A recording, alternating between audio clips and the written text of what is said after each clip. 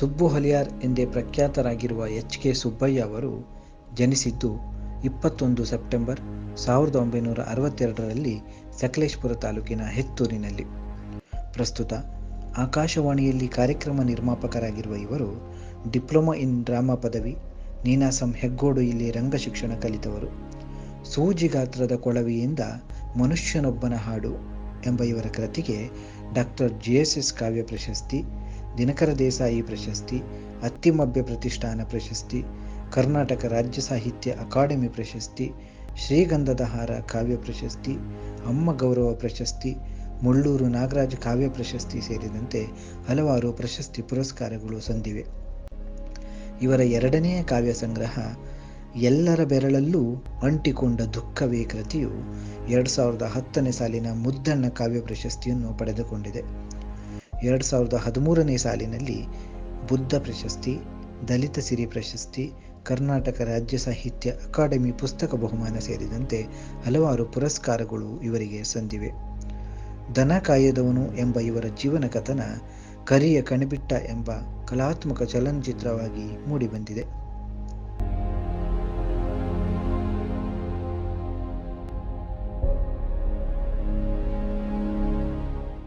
ಹಿರಿಯ ಸಾಹಿತಿಗಳಾದ ಎಸ್.ಜಿ. ಸಿದ್ದರಾಮಯ್ಯನವರು ಜನಿಸಿದ್ದು 19 ನವೆಂಬರ್ 1946ರಂದು ತುಮಕೂರು ಜಿಲ್ಲೆಯ ಚಿಕ್ಕನಾಯಕನಹಳ್ಳಿಯಲ್ಲಿ. ಬೆಂಗಳೂರು ವಿಶ್ವವಿದ್ಯಾಲಯದಿಂದ ಎಂ.ಎ. ಪದವಿ ಪಡೆದ ಇವರು ತುಮಕೂರಿನ ಸಿದ್ಧಗಂಗಾ ಕಾಲೇಜಿನಲ್ಲಿ ಅಧ್ಯಾಪಕರಾಗಿ ವೃತ್ತಿಜೀವನ ಆರಂಭಿಸಿ ಮಡಿಕೇರಿ, ಸಿಂಧನೂರು, ತುಮಕೂರು, ಕೊರಟಗೆರೆ ಕಾಲೇಜುಗಳಲ್ಲಿ ಪ್ರಾಧ್ಯಾಪಕರಾಗಿ ಸೇವೆ ಸಲ್ಲಿಸಿದ್ದಾರೆ. ತುಮಕೂರು, ಚಿಕ್ಕನಾಯಕನಹಳ್ಳಿ, ಹೊಸದುರ್ಗ, ಮಧುಗಿರಿ ಕಾಲೇಜುಗಳಲ್ಲಿ ಪ್ರಾಂಶುಪಾಲರಾಗಿ ಹುದ್ದೆ ನಿರ್ವಹಿಸಿದ್ದಾರೆ. ಅಲ್ಲದೆ ದುಸ್ಥಿತಿಯಲ್ಲಿದ್ದ ಕಾಲೇಜುಗಳಿಗೆ ಶೈಕ್ಷಣಿಕ ಕಾಯಕಲ್ಪ ಕಲ್ಪಿಸಿದ್ದಾರೆ. ವಿದ್ಯಾರ್ಥಿಗಳಲ್ಲಿ ವಾಚನಾಭಿವೃದ್ಧಿಗಾಗಿ ಹಲವು ಕಮ್ಮಟಗಳನ್ನು ನಡೆಸಿದ್ದಾರೆ. ಇವರು ಗಾಲ್ಪ್ ಉಬ್ಬಿನ ಮೇಲೆ, ಕಾಡುವ ಬೇಲಿ ಹೂ, ಅವಳೆದೆಯ ಜಂಗಮ, ಸೊಲ್ಲು ಫಲವಾಗಿ, ಮರುಜೇವಣಿ, ಕರೆ ಬಳಗ ಎಂಬ ಕಾವ್ಯ ಸಂಕಲನಗಳನ್ನು, ಸಾಲಾವಳಿ, ಕೇಡಿಲ್ಲವಾಗಿ, ಎಡೆಕುಂಟೆ ಗೆಣೆಸಾಲು, ನಿಶ್ಶಬ್ದದ ಜಾಡು, ಅಂಬಿಗರ ಚೌಡಯ್ಯ ಒಂದು ಅಧ್ಯಯನ ಎಂಬ ವಿಮರ್ಶಾ ಕೃತಿಗಳನ್ನು, ದಂಡೆ, ನೆತ್ತಮನಾಡಿ ಎಂಬ ನಾಟಕಗಳನ್ನು ರಚಿಸಿದ್ದಾರೆ. ಕುರುಬರ ಮದುವೆಯ ಪದಗಳು ಸೇರಿದಂತೆ ಹಲವು ಕೃತಿಗಳನ್ನು ಸಂಪಾದಿಸಿದ್ದಾರೆ. ಸಾಹಿತ್ಯ ಕ್ಷೇತ್ರದಲ್ಲಿ ಸಲ್ಲಿಸಿದ ಸೇವೆಗಾಗಿ ಕರ್ನಾಟಕ ಸಾಹಿತ್ಯ ಅಕಾಡೆಮಿ ಬಹುಮಾನ, ಪೂತಿನ ಕಾವ್ಯ ಪ್ರಶಸ್ತಿ, ಜಿ.ಎಸ್.ಎಸ್. ಕಾವ್ಯ ಪ್ರಶಸ್ತಿ, ಗೊರೂರು ಸಾಹಿತ್ಯ ಪ್ರಶಸ್ತಿ ಸೇರಿದಂತೆ ಹಲವು ಗೌರವ ಪ್ರಶಸ್ತಿಗಳು ಇವರಿಗೆ ಲಭಿಸಿವೆ. ಅಲ್ಲದೆ 2016ರಿಂದ 2019ರವರೆಗೆ ಕನ್ನಡ ಅಭಿವೃದ್ಧಿ ಪ್ರಾಧಿಕಾರದ ಅಧ್ಯಕ್ಷರಾಗಿಯೂ ಇವರು ಕಾರ್ಯನಿರ್ವಹಿಸಿದ್ದಾರೆ. ನಮಸ್ಕಾರ. ಜನಶಕ್ತಿ ಮೀಡಿಯಾ ನಮ್ಮ ಅಗಲಿದ ಗೆಳೆಯ ವಿಠಲ್ ಭಂಡಾರಿಯವರ ನೆನಪಿನಲ್ಲಿ ಪ್ರತಿ ವಾರವೂ ಕೂಡ ಒಬ್ಬ ಕವಿಯ ಒಂದು ಕವನವನ್ನು ತೆಗೆದುಕೊಂಡಂತೆ ಅದರ ವಾಚನ ಮತ್ತು ಅದರ ವಿಶ್ಲೇಷಣೆಯನ್ನು ನಡೆಸ್ಕೊಂಡಂತೆ ಅವರಿಗೆ ಒಂದು ನುಡಿ ನಮನವನ್ನು ಸಲ್ಲಿಸುವ ಒಂದು ಕಾರ್ಯಕ್ರಮವನ್ನು ಹಮ್ಮಿಕೊಂಡಿರ್ತಕ್ಕಂಥದ್ದು. ಈ ಹೊತ್ತು ನಾನು ನಮ್ಮ ಗೆಳೆಯ ಸುಬ್ಬು ಹೊಲೆಯಾರ್ ಅವರ ಒಂದು ಕವಿತೆ ಗಾಂಧಿ ಬಂದಾಗ ಅಂಬೇಡ್ಕರ್ ಒಳಗಿದ್ದರು, ಈ ಕವಿತೆಯನ್ನು ವಾಚನ ಮಾಡ್ತೀನಿ. ವಾಚನ ಮಾಡಿದಂತೆ ಅದರ ಬಗ್ಗೆ ವಿಶ್ಲೇಷಣೆಯನ್ನು ಕೂಡ ಕೊಡುವ ಪ್ರಯತ್ನ ಮಾಡ್ತೀನಿ. ಸುಬ್ಬು ಹೊಲೆಯಾರ್ ಅವರನ್ನು ನಾವೆಲ್ಲ ಸುಬ್ಬಣ್ಣ ಅಂತಂದು ತುಂಬ ಪ್ರೀತಿಯಿಂದ ಕರಿತೀವಿ. ಯಾಕೆ ಅಂತಂತಂದರೆ ಆ ವ್ಯಕ್ತಿಯ ಒಂದು ನಡವಳಿಕೆ ಇದೆಯಲ್ಲ, ನಡವಳಿಕೆ ಸರಳ ಸಜ್ಜನಿಕೆಯ ನಡವಳಿಕೆ, ಒಂದು ಆಪ್ತತೆಯ ನಡವಳಿಕೆ. ಆ ದೃಷ್ಟಿಯಿಂದಲೇ ಎಲ್ಲರ ಸ್ನೇಹದಲ್ಲಿಯೂ ಕೂಡ ಅವರು ಸುಬ್ಬಣ್ಣನಾಗಿಯೇ ಉಳಿದಿರ್ತಕ್ಕಂಥದ್ದು, ಸುಬ್ಬಣ್ಣನಾಗಿಯೇ ಪ್ರೀತಿ ಪಾತ್ರರಾಗಿರ್ತಕ್ಕಂಥದ್ದು.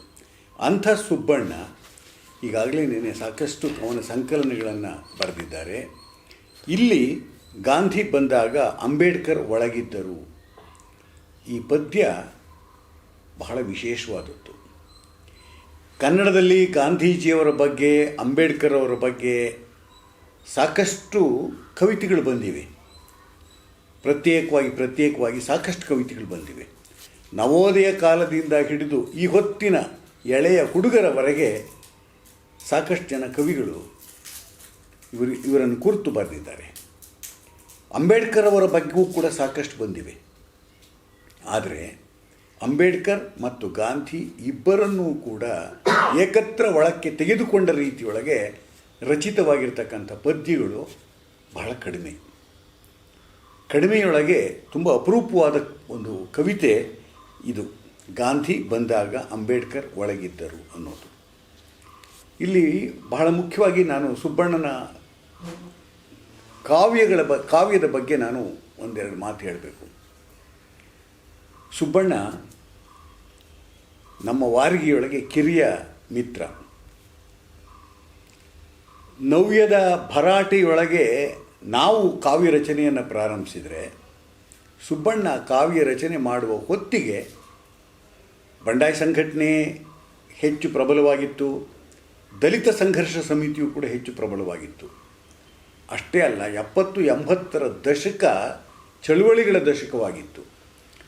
ಆ ಚಳುವಳಿಗಳ ದಶಕದೊಳಗೆ ಒಂದು ಹೊಸ ಸಂಚಲನವನ್ನು ಉಂಟು ಮಾಡಿದ ರೀತಿಯೊಳಗೆ ಕಾವ್ಯ ರಚನೆಯಾಗುವುದಕ್ಕೆ ತೊಡಗಿದ್ದಿತ್ತು. ಬಹಳ ಮುಖ್ಯವಾಗಿ ಚಳುವಳಿ ಅಂತನ್ನೋದು ಎಲ್ಲರ ಸಂವೇದನೆಯನ್ನು ಕೂಡ ಹೆಚ್ಚು ತೀವ್ರಗೊಳಿಸಿತ್ತು, ಹೆಚ್ಚು ಸಾಮಾಜೀಕರಣಗೊಳಿಸಿತ್ತು. ಅಂಥ ನೆಲೆಯೊಳಗೆ ಸುಬ್ಬಣ್ಣ ಕಾವ್ಯ ರಚನೆಗೆ ತೊಡಗಿಕೊಂಡವರಾಗ್ತಾರೆ ಅನ್ನೋದು. ಮತ್ತು ಒಂದು ವಿಶೇಷ ಅಂತಂದರೆ, ನಮ್ಮ ಕನ್ನಡದೊಳಗೆ ಬಹಳ ಮುಖ್ಯವಾಗಿ ನಾನು ಗಮನಿಸಬೇಕಾಗಿರೋದು ಅಂತಂದರೆ, ಅಕ್ಷರವಂಚಿತ ಸಮುದಾಯಗಳಿಂದ ಬಂದ ಜನ ಹೆಚ್ಚು ಮಾತನಾಡುವುದಕ್ಕೆ, ಹೆಚ್ಚು ಬರೆಯುವುದಕ್ಕೆ ತೊಡಗಿದ್ದೇನೇ ಅಕ್ಷರಕ್ಕೆ ತೆರೆದುಕೊಂಡ ಮೇಲೆ. ಅಕ್ಷರಕ್ಕೆ ತೆರೆದುಕೊಂಡ ಮೇಲೆ ಅನ್ನಬೇಕಾದಾಗ ನೀವು ಗಮನಿಸಬೇಕಾಗಿರ್ತಕ್ಕಂಥದ್ದು, ನವೋದಯ ಕಾಲದಲ್ಲಿ ಅಲ್ಲಲ್ಲಿ ಸಂವೇದನೆಗಳು ಬೇರೆ ಬೇರೆ ಮೂಲಗಳಿಂದ ಬಂದು, ನಾನು ಆ ಜಾತಿ ಅನ್ನೋ ಶಬ್ದವನ್ನೇ ಹೇಳ್ತಾ ಇದ್ದೀನಿ, ಯಾಕೆಂದರೆ ನಮ್ಮದು ಜಾತಿ ವ್ಯವಸ್ಥೆ.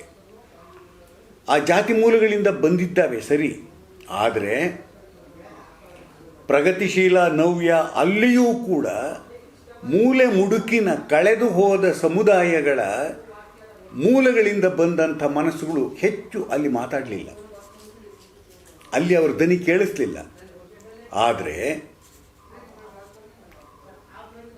ಈ ಪ್ರಗತಿಶೀಲ ಮತ್ತು ದಲಿತ ಮತ್ತು ಬಂಡಾಯ ಸಂಘಟನೆಗಳು ಹೆಚ್ಚು ಜಾಗೃತವಾದ ನಂತರದೊಳಗೆ ಬಂದ ಸಂವೇದನೆಗಳು ಇದೆಯಲ್ಲ, ಅವು ಬಹುತ್ವ ಮೂಲದ ಸಂವೇದನೆಗಳು, ಕಾಲುದಾರಿ ಮೂಲದ ಸಂವೇದನೆಗಳು.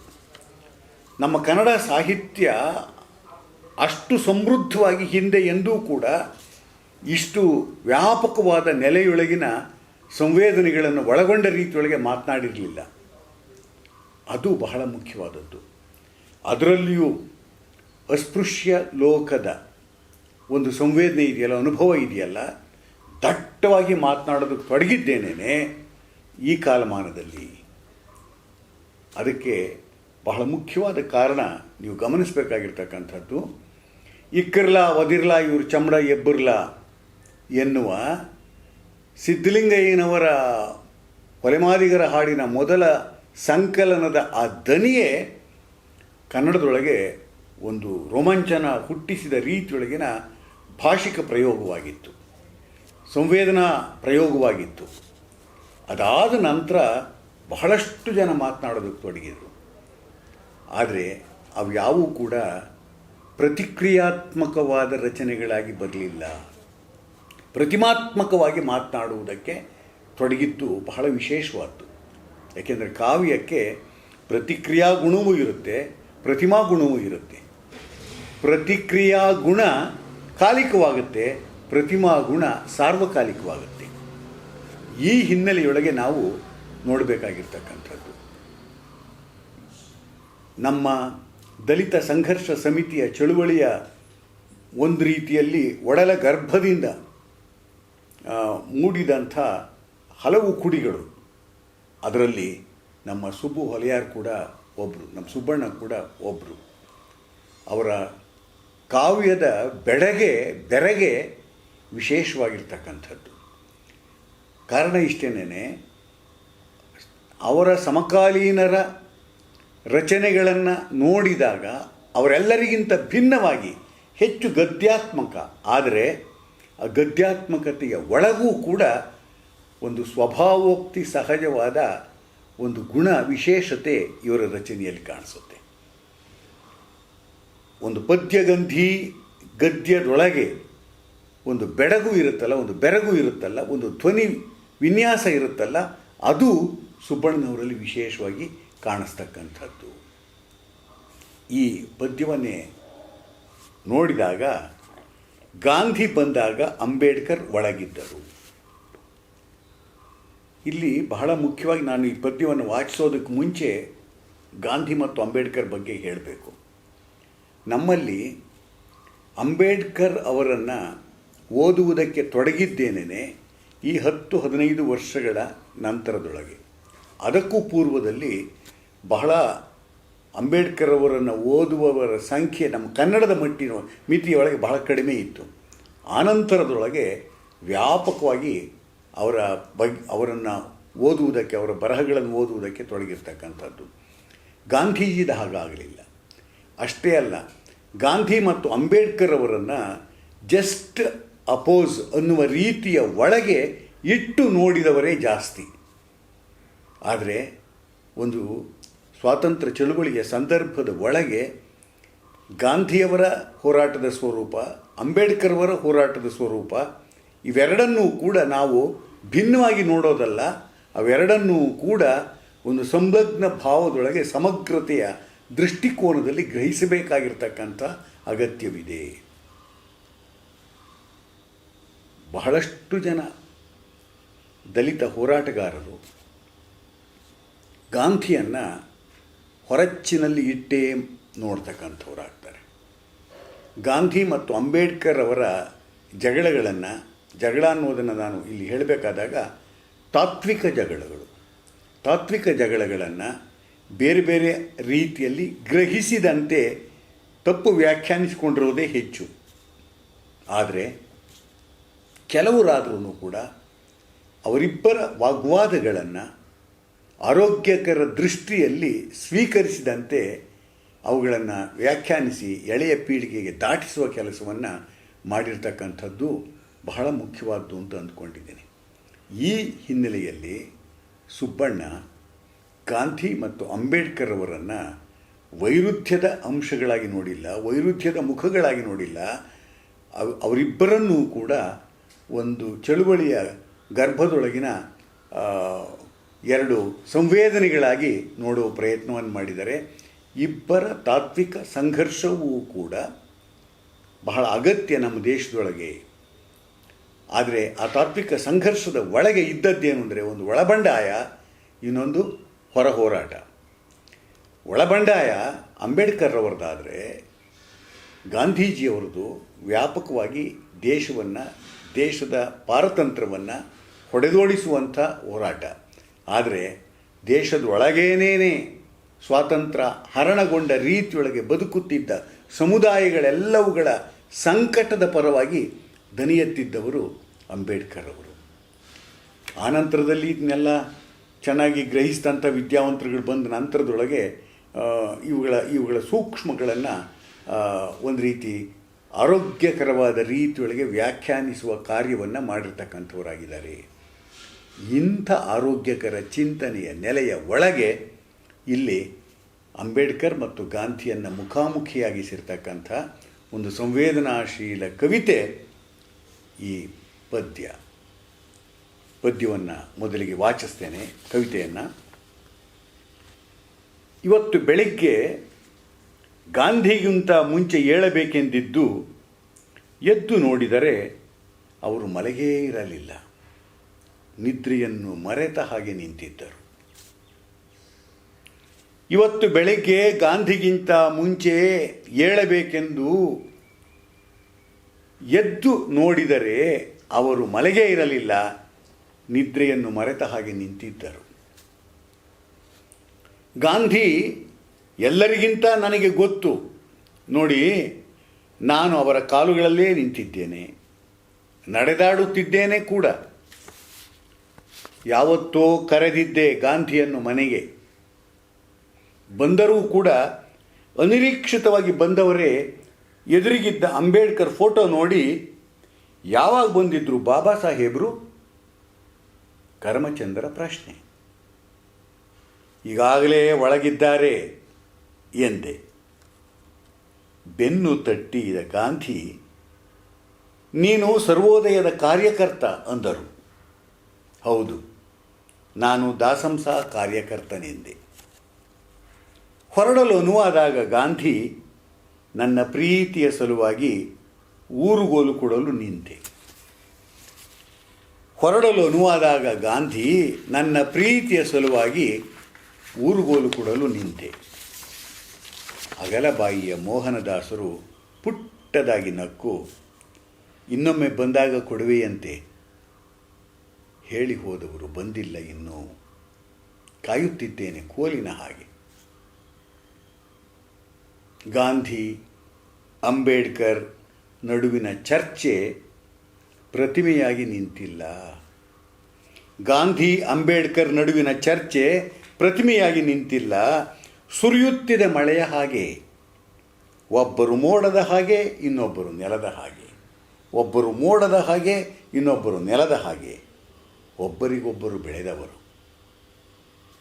ಗಾಂಧಿಯನ್ನು ಗುಂಡಿಕ್ಕಿ ಕೊಂದದ್ದು ನಿಜ. ಅವರಿನ್ನೂ ಸತ್ತಿಲ್ಲ. ನಾನು ಮಾತನಾಡುತ್ತಿದ್ದೀನಲ್ಲ, ಹಾಗೆ ಇನ್ನೂ ಎಷ್ಟೋ ಶತಮಾನಗಳವರೆಗೆ. ಅವರಿನ್ನೂ ಸತ್ತಿಲ್ಲ. ನಾನು ಮಾತನಾಡುತ್ತಿದ್ದೀನಲ್ಲ, ಹಾಗೆ ಇನ್ನೂ ಎಷ್ಟೋ ಶತಮಾನಗಳವರೆಗೆ. ಇದು ಕವಿತೆ.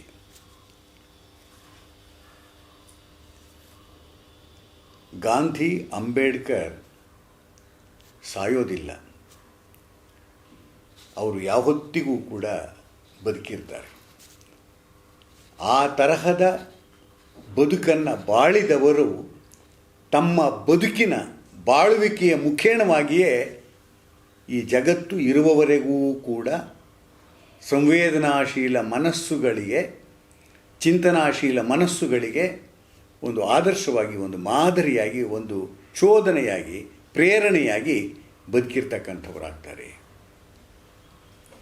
ಆ ಕಾರಣದಿಂದೇನೆ ಈ ಕವಿ ಇಬ್ಬರನ್ನು ಎಷ್ಟು ಆಪ್ತವಾಗಿ ಒಳಕ್ಕೆ ತೆಗೆದುಕೊಂಡಂತೆ ಮಾತನಾಡ್ತಾ ಇದ್ದಾರೆ ಅಂತಂದರೆ, ನಮ್ಮ ನೆರೆಹೊರೆಯವರು, ನಮ್ಮ ಸಮಕಾಲೀನರು ಯಾರಾದ್ರೂ ಕೂಡ ನಮ್ಮ ಮನೆಗೆ ಬಹು ದಿನಗಳ ನಂತರದಲ್ಲಿ ಬಂದಾಗ ಹೇಗೆ ನಾವು ನಡ್ಕೊಳ್ತೇವೆಯೋ ಆ ಭಾವದಲ್ಲಿಯೇ ನಡ್ಕೊಂಡಂತೆ ಇಲ್ಲಿ ಮಾತನಾಡಿರ್ತಕ್ಕಂಥದ್ದು. ಇದೇ ಕಾವ್ಯದ ಕವಿತೆಯ ವಿಶೇಷ ಇರ್ತಕ್ಕಂಥದ್ದು. ಗಾಂಧಿ ಮನೆಗೆ ಬಂದರು, ನಾನು ಕರೆದಿದ್ದೆ ಅಂತಂದರೆ ಅದು ವಾಚ್ಯದೊಳಗಿನ ಅರ್ಥ ಅಲ್ಲ. ಯಾಕೆಂದರೆ ನಾವು ಕೂಡ ಎಷ್ಟೋ ಜನ ಪೂರ್ವಿಕರನ್ನು ಕರಿತೇವೆ. ಅವರ ಕೃತಿಗಳ ಮುಖೇಣವಾಗಿ ನಮ್ಮ ಒಳಕ್ಕೆ ಕರ್ಕೊಳ್ತೇವೆ, ಒಳಕ್ಕೆ ತೆರ್ಕೊಳ್ತೇವೆ. ನಾವು ತೆರೆದುಕೊಳ್ಳುವುದರ ಮುಖೇಣವಾಗಿ ಅವರು ಒಳಕ್ಕೆ ಪ್ರವೇಶಿಸ್ತಕ್ಕಂಥದ್ದು ಸಾಧ್ಯವಾಗುತ್ತೆ. ಇವತ್ತು ನಮ್ಮೆಲ್ಲರ ಎದೆಯೊಳಗೆ ಬಸವಣ್ಣನಿದ್ದಾನೆ ಅಂದರೆ ನಮ್ಮೆಲ್ಲರ ಮನೆಯೊಳಗೆ ಬಸವಣ್ಣನಿದ್ದಂತೆ. ಹಾಗೆ ಇಲ್ಲಿ ಈ ಕವಿ ಗಾಂಧಿಯನ್ನು ಕುರಿತಂತೆ ಹೇಳ್ತಾ ಇರ್ತಕ್ಕಂಥದ್ದು. ಗಾಂಧಿ ಅವರು ಇಲ್ಲಿ ಈ ಏಳುವಿಕೆ, ಗಾಂಧಿಗಿಂತ ಮುಂಚೆ ಏಳಬೇಕೆಂದಿದ್ದು, ಎದ್ದು ನೋಡಿದರೆ ಅವರು ಮಲಗೇ ಇರಲಿಲ್ಲ. ಈ ಮಾತುಗಳಿದಾವಲ್ಲ, ಕವಿತೆಯ ಪ್ರಾರಂಭದ ಈ ಮಾತುಗಳು ಒಂದು ರೀತಿಯಲ್ಲಿ ಮಲಗೋದು ಅಂತಂದಾಗ ಎಚ್ಚರ ಅನ್ನೋದು ಇವೆರಡೂ ನಮ್ಮ ನೈಸರ್ಗಿಕ ಕ್ರಿಯೆಗಳು.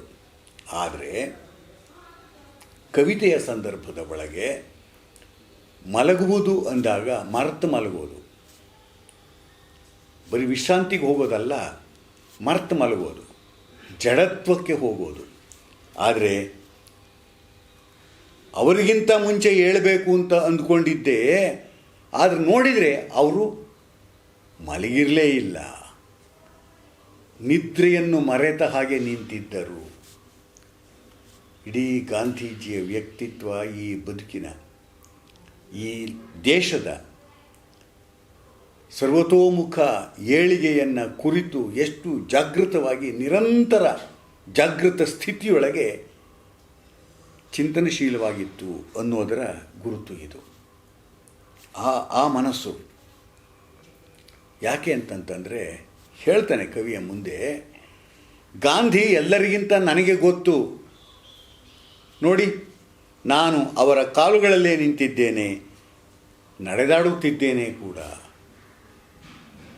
ಇಲ್ಲಿ ಅವರ ಕಾಲುಗಳಲ್ಲಿ ಅಂತನ್ನುವ ಮಾತು ಇದೆಯಲ್ಲ, ಅವರ ನಡೆ ಗಾಂಧೀಜಿಯ ಬದುಕಿನ ಗತಿಶೀಲತೆಯನ್ನು ನಮ್ಮೆದೆಯೊಳಕ್ಕೆ ತಂದುಕೊಂಡಂತೆ, ಬರೀ ಗಾಂಧಿಯನ್ನಷ್ಟೇ ಅಲ್ಲ, ಗಾಂಧಿಯ ಕಾಲದ ನಮ್ಮ ದೇಶದ ಸ್ಥಿತಿಯನ್ನು, ಅವರ ಹೋರಾಟದ ಸ್ಥಿತಿಯನ್ನು, ಜೊತೆಗೆ ಇಡೀ ಜಗತ್ತಿನ ವಿದ್ಯಮಾನವನ್ನು, ಗಾಂಧಿ ಕೇವಲ ನಮ್ಮ ದೇಶಕ್ಕೆ ಮಾತ್ರ ಸಂಬಂಧಿಸಿದವರು, ಸೀಮಿತವಾದವರು ಅಲ್ಲ, ಇವತ್ತು ವ್ಯಾಪಕವಾಗಿ ಜಗತ್ತಿಗೆ ಒಂದು ಪ್ರೇರಣಾ ಶಕ್ತಿಯಾಗಿರ್ತಕ್ಕಂಥವ್ರು.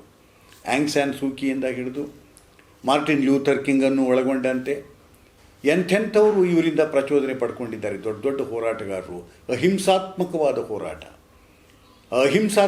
ಹೋರಾಟಕ್ಕೆ ಹಾಗೆ ಅದಕ್ಕೋಸ್ಕರಲೇನೆ ಇವತ್ತೂ ಕೂಡ ಅವರ ಹೆಜ್ಜೆಯ ಜೊತೆಯೊಳಗೆ ನನ್ನ ಹೆಜ್ಜೆ ಇದೆ, ಅವರ ಕಾಲು ಇಟ್ಟ ಕಡಿಯೊಳಗೆ ನಾನು ಕಾಲಿಟ್ಟಿದ್ದೇನೆ ಅನ್ನುವುದರ ಅರ್ಥ ಅವರಂತೆ ಬಾಳುವ ಪ್ರಯತ್ನವನ್ನು ನಾನು ಮಾಡ್ತಾ ಇದ್ದೇನೆ. ಹೀಗಾಗಿ ನನಗೆ ಗಾಂಧಿ ಪರಿಚಯ ಆಕೃತಿ ಮಾತ್ರವಾಗಿ ಅಲ್ಲ, ಪ್ರಕೃತಿ ಸ್ವರೂಪವಾಗಿ ಗಾಂಧಿ ನನ್ನೊಳಗೆ ತುಂಬಿಕೊಂಡಿದ್ದಾರೆ ಎನ್ನುವುದನ್ನು ಹೇಳ್ತಕ್ಕಂಥದ್ದು. ಯಾವತ್ತೋ ಕರೆದಿದ್ದೇ ಗಾಂಧಿಯನ್ನು ಮನೆಗೆ, ಬಂದರೂ ಕೂಡ ಅನಿರೀಕ್ಷಿತವಾಗಿ ಬಂದವರೇ ಎದುರಿಗಿದ್ದ ಅಂಬೇಡ್ಕರ್ ಫೋಟೋ ನೋಡಿ ಯಾವಾಗ ಬಂದಿದ್ದರು ಬಾಬಾ ಸಾಹೇಬರು, ಕರ್ಮಚಂದ್ರ ಪ್ರಶ್ನೆ ಈಗಾಗಲೇ ಒಳಗಿದ್ದಾರೆ ಎಂದೆ.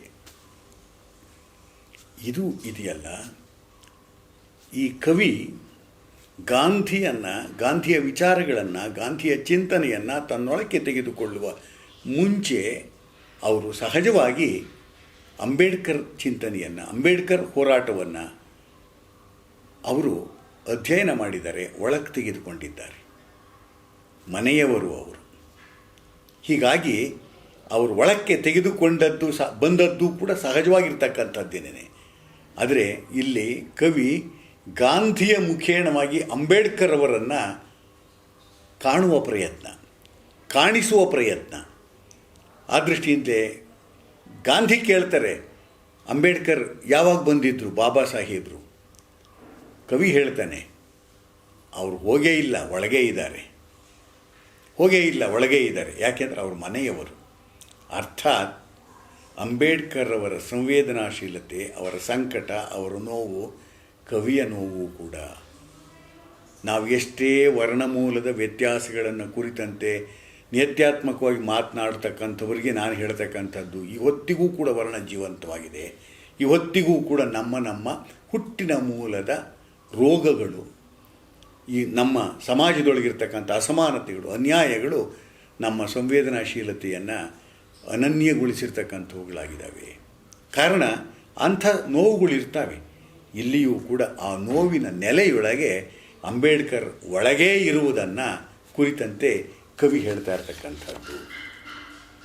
ಆ ಕ್ಷಣದಲ್ಲೇನೇ ಕವಿತೆಯೊಳಗೆ ಒಂದು ಹೊಸ ಕ್ರಿಯೆ ನಡೆಯುತ್ತೆ ನೋಡಿ. ನನ್ನ ಬೆನ್ನು ತಟ್ಟಿದ ಗಾಂಧಿ, ನೀನು ಸರ್ವೋದಯದ ಕಾರ್ಯಕರ್ತ. ಯಾಕೆ ಅಂತಂದರೆ ಇಲ್ಲೇ ಗಾಂಧಿ ಮತ್ತು ಅಂಬೇಡ್ಕರ್ ಮುಖಾಮುಖಿಯಾಗೋದು, ತಾತ್ವಿಕ ಮುಖಾಮುಖಿಯನ್ನು ಈ 3 ಸಾಲುಗಳಲ್ಲಿ ಕಟ್ಟಿಕೊಡ್ತಾರೆ ನೋಡಿ.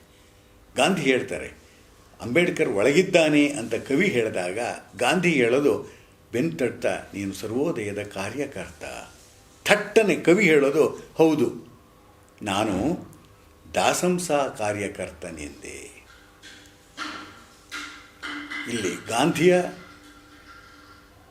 ಲೋಕದೃಷ್ಟಿಯ ವ್ಯಾಖ್ಯಾನ, ಈ ಕವಿಯ ಅನುಭವ ದೃಷ್ಟಿಯ ವ್ಯಾಖ್ಯಾನ ಎರಡೂ ಭಿನ್ನವೇನಲ್ಲ. ಸರ್ವೋದಯ ಅಂತಕ್ಕಂಥದ್ದು ಅಂತ್ಯೋದಯವಾದಾಗ ಸರ್ವೋದಯ, ಅಂತ್ಯೋದಯವಿಲ್ಲದೆ ಸರ್ವೋದಯವಿಲ್ಲ. ಗಾಂಧೀಜಿಯವರು ಸರ್ವೋದಯದ ಕಲ್ಪನೆಯನ್ನು ಕಂಡರೆ ಅಂಬೇಡ್ಕರ್ ಅವರು ಅಂತ್ಯೋದಯದ ಕಲ್ಪನೆಯನ್ನು ಕಂಡವರು, ಅಂತ್ಯೋದಯಕ್ಕಾಗಿ ಹಂಬಲಿಸಿದವರು. ಸಂವಿಧಾನ ರಚನೆಯ ಸಂದರ್ಭದೊಳಗೆ ಇಂಥ ಒಂದು ಸಂಕಟಗಳನ್ನು ತುಂಬಿಕೊಂಡಿದ್ದರಿಂದಲೇ ಸಂವಿಧಾನವನ್ನು ಈ ಹೊತ್ತು ಸರ್ವಮಾನ್ಯ ಸಂವಿಧಾನವಾಗಿಸುವುದಕ್ಕೆ, ಅದನ್ನು ರೂಪಿಸುವುದಕ್ಕೆ ಸಾಧ್ಯವಾಗಿರ್ತಕ್ಕಂಥದ್ದು ಅನ್ನೋದು. ಇಷ್ಟಾದ ಮೇಲೆ ನೋಡಿ, ಸಣ್ಣ ಸಾಲುಗಳಲ್ಲೇನೇ ಇಬ್ಬರ ತಾತ್ವಿಕ ಸಂಘರ್ಷವನ್ನು ಎಷ್ಟು ಸಮರ್ಥವಾಗಿ, ಸೂಕ್ಷ್ಮವಾಗಿ, ತೀವ್ರ ಸ್ವರೂಪದ ಒಳಗೆ ಕಟ್ಟಿಕೊಟ್ಟಿರ್ತಕ್ಕಂಥ ಒಂದು ರಚನೆ ಇದು ಅನ್ನೋದು. ಹೊರಡಲು ಅನುವಾದಾಗ ಗಾಂಧಿ ನನ್ನ ಪ್ರೀತಿಯ ಸಲುವಾಗಿ ಊರುಗೋಲು ಕೊಡಲು ನಿಂತೆ. ಯಾಕೆಂದರೆ ಗಾಂಧಿ ಅಂತಂದಾಗ ಗಾಂಧಿಯ ಕನ್ನಡಕ, ಗಾಂಧಿಯಜ್ಜಿಯ ಕೋಲು ನಮಗೆ ಯಾವತ್ತೂ ಕೂಡ ಕಣ್ಣಿಗೆ ಕಟ್ಟಿ ನಿಲ್ಲುವಂಥದ್ದು. ಅವೆರಡೂ ಅವರ ವ್ಯಕ್ತಿತ್ವದ ಭಾಗಗಳ ರೀತಿಯೊಳಗೆ ಇಡೀ ಜಗತ್ತಿನೊಳಗೆ ಒಂದು ಬಿಂಬಿತವಾಗಿರ್ತಕ್ಕಂಥದ್ದು. ಬಿಂಬಜ್ಞಾನದ ವಸ್ತುರೂಪಗಳು ಅವು. ಆ ಬಿಂಬಜ್ಞಾನದ ವಸ್ತುರೂಪವನ್ನೇ ಇಲ್ಲಿ ಇಟ್ಕೊಂಡಂತೆ ಅವರ ಕೋಲನ್ನು ಎತ್ತಿ ಗಾಂಧೀಜಿ ಕೊಡೋದಕ್ಕೆ ಹೋಗುವಂಥದ್ದು. ನಿಂತಾಗ ಆಗ ಗಾಂಧಿ ಹೇಳ್ತಾರೆ, ಅಗಲಬಾಯಿಯ ಮೋಹನದಾಸರು ಪುಟ್ಟದಾಗಿ ನಕ್ಕು, ಇನ್ನೊಮ್ಮೆ ಬಂದಾಗ ಕೊಡುವೆಯಂತೆ. ಅವ್ರು ಹೇಳೋದು, ಇನ್ನೊಮ್ಮೆ ಬಂದಾಗ ಕೊಡುವೆ ಅಂತ ಬಿಡು ಅಂತ. ಅವ್ರು ತಗೊಳ್ಬೇಕು. ಹೇಳಿ ಹೋದವರು ಬಂದಿಲ್ಲ ಇನ್ನೂ, ಕಾಯುತ್ತಿದ್ದೇನೆ ಕೋಲಿನ ಹಾಗೆ. ಇದು ತಣ್ಣನೆಯ ಮಾತುಗಳಲ್ಲಿ ದೇಶದ ತುಂಬ ಇರ್ತಕ್ಕಂಥ ಗಾಂಧಿ ತತ್ವದ ಗೈರನ್ನು, ಗಾಂಧಿ ಸಿದ್ಧಾಂತಗಳ ಗೈರನ್ನು ಕಟ್ಟಿಕೊಡ್ತಾ ಇರ್ತಕ್ಕಂಥದ್ದು. ಯಾಕೆಂದರೆ ನಾವು ಮತ್ತೆ ಹೇಳ್ತಾ ಇರ್ತೀವಿ, ಗಾಂಧಿ ಮತ್ತೊಮ್ಮೆ ಹುಟ್ಟಿ ಬಾ ಅಂತ. ಹುಟ್ಟಿ ಬರೋದು ಅಂದರೆ ಹೇಗೆ? ಅವರ ತತ್ವ ಸಿದ್ಧಾಂತಗಳ ಮುಖ್ಯವಾಗಿ. ಈ ಹೊತ್ತು ಕೃಷಿ ಕ್ಷೇತ್ರದಿಂದ ಹಿಡಿದು ಶಿಕ್ಷಣವನ್ನು ಒಳಗೊಂಡಂತೆ, ಮಹಿಳೆಯರ ಸ್ವಾತಂತ್ರ್ಯವನ್ನು ಒಳಗೊಂಡಂತೆ ಬದುಕಿನ ಎಲ್ಲ ಕ್ಷೇತ್ರಗಳನ್ನು ಕುರಿತು ಯೋಚನೆ ಮಾಡಬೇಕಾದಾಗ ಗಾಂಧಿ ನಮಗೆ ಪ್ರಸ್ತುತವಾಗ್ತಾರೆ. ಗ್ರಾಮ ಸ್ವರಾಜ್ಯದ ಕಲ್ಪನೆಯೊಳಗೆ, ಸರ್ವೋದಯದ ಕಲ್ಪನೆಯೊಳಗೆ ಗಾಂಧೀಜಿ ಈ ಹೊತ್ತು ಹೆಚ್ಚು ಪ್ರಸ್ತುತವಾಗ್ತಾರೆ. ಅದರಲ್ಲೂ ಕೋಮುಜ್ವಾಲೆ ಹರಡುತ್ತಿರುವ ಈ ಸನ್ನಿವೇಶದೊಳಗೆ ಗಾಂಧೀಜಿ ಅಂತವರ ಪ್ರಸ್ತುತತೆ, ಅವರ ತತ್ವ, ಅವರ ತಾತ್ವಿಕ ಚಿಂತನೆ ಬಹಳ ಮುಖ್ಯವಾಗಿರ್ತಕ್ಕಂಥದ್ದಾಗುತ್ತೆ. ಆ ದೃಷ್ಟಿಯಿಂದಲೇ ಕಾಯ್ತಾ ಇದ್ದೇವೆ ನಾವೆಲ್ಲ ಈ ಕವಿ ಕಾಯುವ ರೀತಿಯೊಳಗೆ. ಕೋಲಿನ ಹಾಗೆ ಕಾಯುತ್ತಿದ್ದೇನೆ ಅನ್ನುವಾಗ ಪ್ರತಿಮೆಗಳು ನಮ್ಮ ದೇಶದ ತುಂಬ ಇವೆ. ಆದರೆ ಪ್ರತಿಮೆಗಳು ನೀಡಬೇಕಾಗಿದ್ದ ಸಂದೇಶ, ಬದುಕಿಗೆ ಕೊಡಬೇಕಾಗಿರ್ತಕ್ಕಂಥ ಸಂದೇಶ ಇಲ್ಲವಾಗಿದೆ. ಇವತ್ತು ಗಾಂಧಿ ಅಂದರೆ ಯಾರು ಅಂತ ಕೇಳುವ ಸ್ಥಿತಿಯೊಳಗೆ ನಮ್ಮ ಎಳೆಯ ಪೀಳಿಗೆ, ಮುಂದಿನ ನಮ್ಮ 4-6 ತಲೆಮಾರುಗಳ ನಂತರದ್ದು, ಯಾಕೆಂದರೆ ನನ್ನ ನಂತರದೊಳಗಿನ ಬಂದ ಪೀಳಿಗೆಗಳನ್ನು ಕುರಿತಾ ನೋಡ್ತಾ ಹೋದರೆ ಒಂದೊಂದು ಪೀಳಿಗೆಯೂ ಕೂಡ ಗಾಂಧಿಯಿಂದ ದೂರ ದೂರ ದೂರ ದೂರ ಹೋಗಿರೋದೇ ಆಗಿದೆ. ಆದರೆ ನಮ್ಮಂಥವ್ರು ನಿಂತು ಗಾಂಧಿ ನಿರೀಕ್ಷಿಸ್ತಾ ಇದ್ದೇವೆ, ಗಾಂಧಿಯನ್ನು, ಗಾಂಧಿಯ ಬದುಕನ್ನು, ಗಾಂಧಿ ನಮ್ಮ ಬದುಕಿನೊಳಗೆ ಮತ್ತೆ ಆವಿರ್ಭವಿಸುವುದನ್ನು ನೋಡ್ತಾ ಇದ್ದೇವೆ, ಕಾಯ್ತಾ ಇದ್ದೇವೆ ಕೋಲಿನ ಹಾಗೆ. ಗಾಂಧಿ ಅಂಬೇಡ್ಕರ್ ನಡುವಿನ ಚರ್ಚೆ ಪ್ರತಿಮೆಯಾಗಿ ನಿಂತಿಲ್ಲ. ಇದು ನಾನು ಪ್ರಾರಂಭದಲ್ಲಿ ಹೇಳಿದಂಥ ಮಾತು ಇದೆಯಲ್ಲ, ಗಾಂಧಿ ಮತ್ತು ಅಂಬೇಡ್ಕರ್ ಅವರ ನಡುವಿನ ವಾಗ್ವಾದ ಅನ್ನೋದಿದೆಯಲ್ಲ, ಅದು ಪ್ರತಿಮೆಯಾಗಿ ನಿಲ್ಲೋದಲ್ಲ, ನಿಲ್ಲಬಾರದು. ಅದು ಪ್ರತಿಮಾಕೃತಿಯಾಗಿ ಜಂಗಮಶೀಲ ಗುಣದೊಳಗೆ ನಮ್ಮ ಬದುಕಿನೊಳಗೆ ತುಂಬಿಕೊಳ್ಳಬೇಕು, ಕ್ರಿಯೆಯಾಗಬೇಕು. ಅದು ಅರಿವು. ಕ್ರಿಯೆಯಿಲ್ಲದ ಅರಿವು ಹೀನ ಒಪ್ಪುದು, ಇದು ಶರಣರು ಹೇಳೋ ಮಾತು. ಯಾವತ್ತೂ ಕೂಡ ಅವರ ನಡುವಿನ ಚರ್ಚೆ ಕ್ರಿಯೆಯಿಲ್ಲದ ಅರಿವಾಗಬಾರದು. ಕ್ರಿಯೆಯನ್ನು ಒಳಗೊಂಡ ಅರಿವಾದಾಗ ಅದಕ್ಕೆ ಒಂದು ಅರ್ಥ ಬರುತ್ತೆ, ಅದು ಬಾಳಿಗೆ ಒಂದು ಬಿತ್ತವಾಗುತ್ತೆ. ಬೆಳೆಯನ್ನು ಕೊಡ್ತಕ್ಕಂಥದ್ದಾಗುತ್ತೆ. ಅದು ಆ ಕಾರಣದಿಂದಲೇ ಗಾಂಧಿ ಮತ್ತು ಅಂಬೇಡ್ಕರ್ ನಡುವಿನ ಚರ್ಚೆ ಸುರಿಯುತ್ತಿದೆ ಮಳೆಯ ಹಾಗೆ. ಅದು ನಿಸರ್ಗ ಸಹಜ ಮಳೆಯ ರೀತಿಯೊಳಗೆ ನಮ್ಮ ದೇಶದ ಬದುಕಿನ ಒಳಗೆ ಒಂದು ಸಾಮಾಜಿಕ ಸಂದರ್ಭದ ಸಹಜ ಸುರಿಮಳೆಯಂತೆ ಸುರಿತಾ ಇದೆ. ಅದು ಗಾಂಧಿ ಮತ್ತು ಅಂಬೇಡ್ಕರ್ ಅವರ ವಿಚಾರಧಾರೆಗಳು ಅವು ಪರಸ್ಪರ ಹೇಗಿದೆ ಅಂತಂತಂದರೆ, ಒಬ್ಬರು ಮೋಡದ ಹಾಗೆ, ಇನ್ನೊಬ್ಬರು ನೆಲದ ಹಾಗೆ. ಯಾಕೆ ಅಂತಂದರೆ, ಮೋಡ ಫಲಿಸದೆ ನೆಲಕ್ಕೆ ಹನಿ ಬೀಳದು, ನೆಲಕ್ಕೆ ಹನಿ ಬೀಳದೆ ನೆಲ ಫಲಿತವಾಗದು. ಇವು ಪರಸ್ಪರ ಕ್ರಿಯೆಗಳು, ಮೋಡ ನೆಲದ ಗುಣ. ಹಾಗೆ ಇವರಿಬ್ಬರೂ ಕೂಡ ಈ ನಮ್ಮ ನೆಲದ ಬದುಕಿನಲ್ಲಿ ಪರಸ್ಪರ ಪೂರಕವಾದ ರೀತಿಯೊಳಗೆ ಒಬ್ಬರಿಗೊಬ್ಬರು ಬೆಳೆದವರು. ಗಾಂಧಿಯಿಂದ ಅಂಬೇಡ್ಕರ್, ಅಂಬೇಡ್ಕರ್ರಿಂದ ಗಾಂಧಿ, ಒಬ್ಬರಿಗೊಬ್ಬರು ಬೆಳೆದವರು.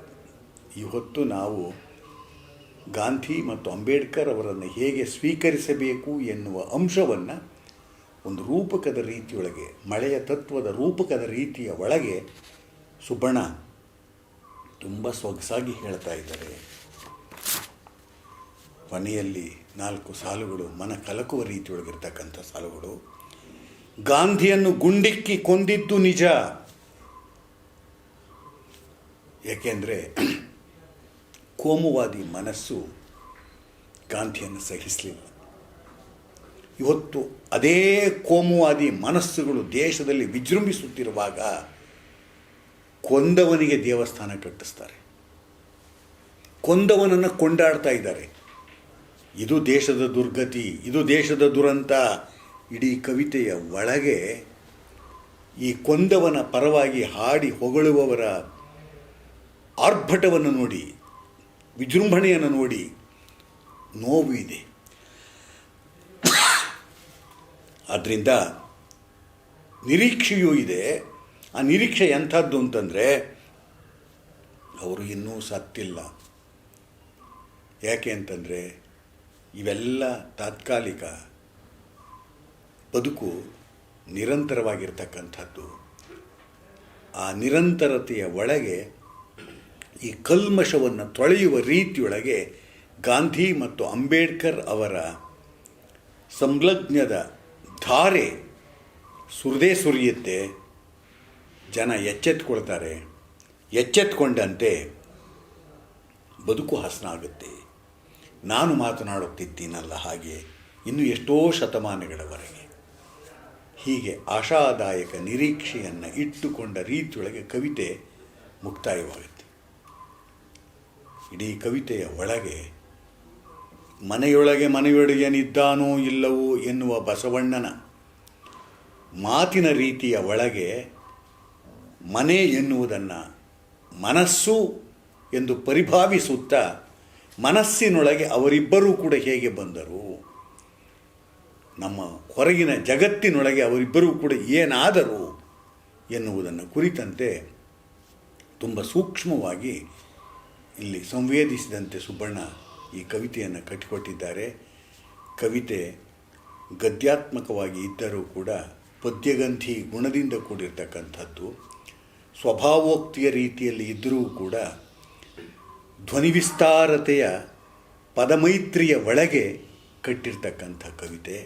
ಸುಬ್ಬಣ್ಣನಿಗೆ ನನ್ನ ಆತ್ಮೀಯವಾದ ಕೃತಜ್ಞತೆಗಳು, ಅಭಿನಂದನೆಗಳು. ನನ್ನ ಮಾತನ್ನು ಕೇಳಿರ್ತಕ್ಕಂಥ ಎಲ್ಲರಿಗೂ ಕೂಡ ನನ್ನ ಕೃತಜ್ಞತೆಗಳನ್ನು ಹೇಳ್ತೀನಿ. ಜೊತೆಗೆ ಈ ಒಂದು ಕಾರ್ಯಕ್ರಮದಲ್ಲಿ ಭಾಗಿಯಾಗುವುದಕ್ಕೆ ಅವಕಾಶ ಕೊಟ್ಟಿರ್ತಕ್ಕಂಥ ಸೋದರಿ ಮಾಧವಿ ಭಂಡಾರಿಯವರಿಗೂ ಕೂಡ ಮತ್ತು ಅವರ ಬಳಗದವರಿಗೂ ಕೂಡ ನನ್ನ ಕೃತಜ್ಞತೆಗಳನ್ನು ಹೇಳಿ ನನ್ನ ಮಾತು ಮುಗಿಸ್ತೇನೆ. ನಮಸ್ಕಾರ. ವಿಡಿಯೋವನ್ನು ವೀಕ್ಷಿಸಿದ್ದಕ್ಕಾಗಿ ಧನ್ಯವಾದಗಳು. ಈ ವಿಡಿಯೋವನ್ನು ಇತರರಿಗೂ ಶೇರ್ ಮಾಡಿ ನಮ್ಮ ಚಾನಲ್ಗೆ ಸಬ್ಸ್ಕ್ರೈಬ್ ಆಗಿ. ಹಾಗೆ ನಿರಂತರ ಸುದ್ದಿಗಳಿಗಾಗಿ ಬೆಲ್ ಐಕಾನ್ ಅನ್ನು ಒತ್ತಿ.